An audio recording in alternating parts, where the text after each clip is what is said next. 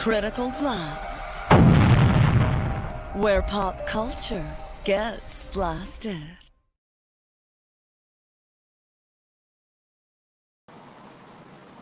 And good evening, everybody. I am RJ Carter, Senior Managing Editor here at criticalblast.com. And we've got kind of a sort of a open mic night thing going here. I've invited a few people to join in if they wish to talk. Haven't heard back from them. I did put out an open link on the Twitter feeds. If anybody wants to go see that and have your opinion voiced on this, please do go ahead and come on in. I've been sitting around thinking a lot about this whole Whisper Network article that Bleeding Fool dropped last Tuesday, as have a lot of people in the industry. And I've come to some conclusions. One of them being that Alex Campi did not commit any tortious interference, as was the first thing that everybody jumped to when they read the article. And I'll get to why I think that is a little bit further in here. In the meantime, I've seen these other things going on all this week that just seem to be repeating history over and over again. We've got Sean Gordon Murphy is leaving Twitter, and this is on the heels of Mags Visaggio just basically throwing unfounded accusations his way to try to get people to start dogpiling him on him. And maybe it worked. Maybe that's why he's leaving. I would guess so. It's a sane decision in my mind that if you're going to get attacked by a bunch of people who you supposedly work with on a professional basis, then limit your contact with them. We've got Warren Ellis writing novel-length apologies for flirting with adult women. Not sexual harassment, not grooming, which is the word that was used, but flirting. Which is why I know a lot of guys in my industry will not, will avoid contact with women in the workplace to the best that they can, because they've seen this happen to people and they don't want it to happen to them. And lately, I just don't think I can blame them. We've seen Scott Snyder scolded for being late to jumping in on a dog pile by Heather Antos because he was not on Twitter that day. Scott, you didn't check into the office? Come on. Because he decided he was going to spend a day with his family. Scott, how dare you? Family comes second to this. The social justice fight is 24/7. You can see your family plenty after you get this battle won. And I've been thinking that everybody just rolls over. Nobody stands up to anything unless they just leave the industry and go off and start something on their own. But they have to leave the industry to do it.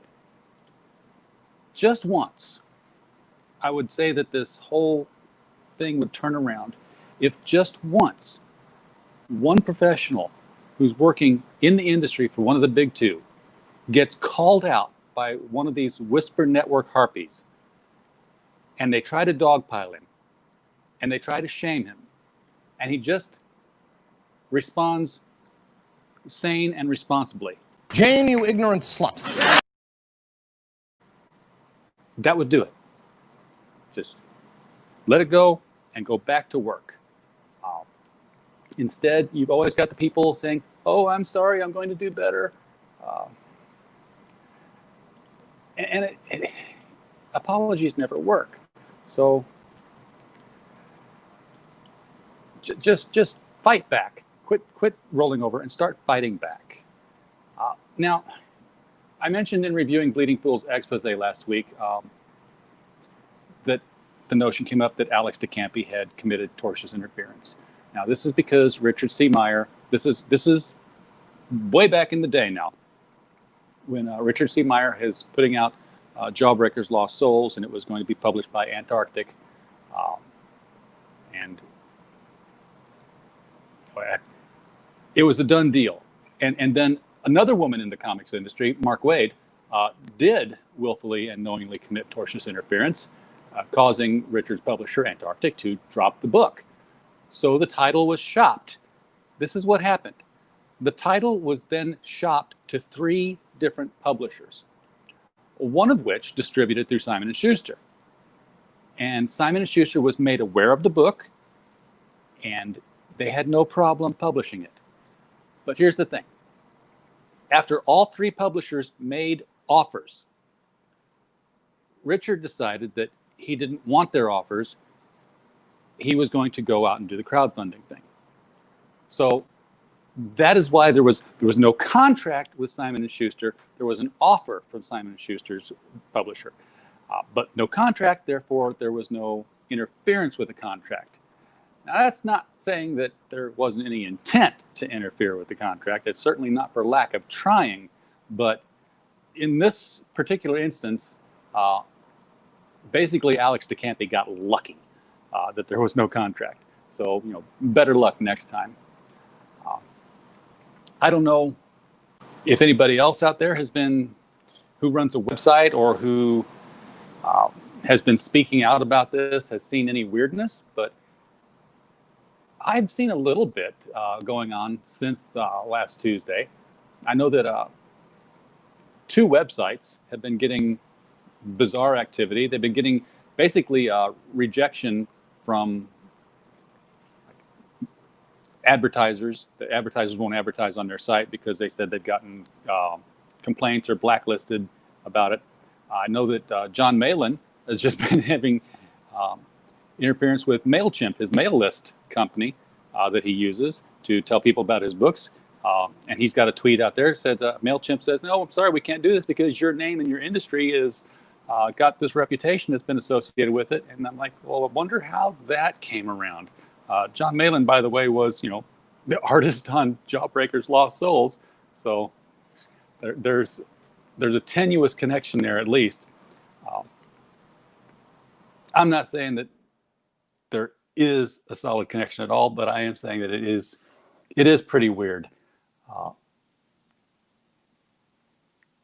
And I'm just I just wish people would just go back to making comics. I didn't have a lot to say about this, but I did have this, bit of information that I did want to throw out there and make people aware of it. So, you tell me what you think. That's why we're really here. I mean, I come to tell you what I think, but it's not worth anything if we don't get feedback and we don't get a conversation going and we start talking about these things. Otherwise, I'm just throwing things out there. We don't get any solutions. We have to work together and come up with these solutions.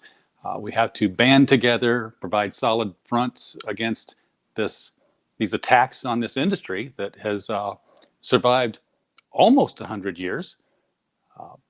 And it's only been really the last 5 years that it started to crumble. No apologies. Stop apologizing. And I certainly don't apologize. Jane, you ignorant slut. So there you have it. For a Critical Blast, I'm RJ Carter, and we will see you later this week. This Saturday night, we have the LCS guys coming back at 7 p.m. Live stream with Yule Carter from Berkeley, Michael Tierney from Little Rock, Dave Dyer from Belleville, and Ryan Seymour from Cleveland. And we're always looking to grow that list. If you are a comic shop person who'd like to get out there and talk about what it's like on the front lines, what we're dealing with in the industry right now, from a retail perspective, give us a DM. We'd be happy to add you. Thanks, guys.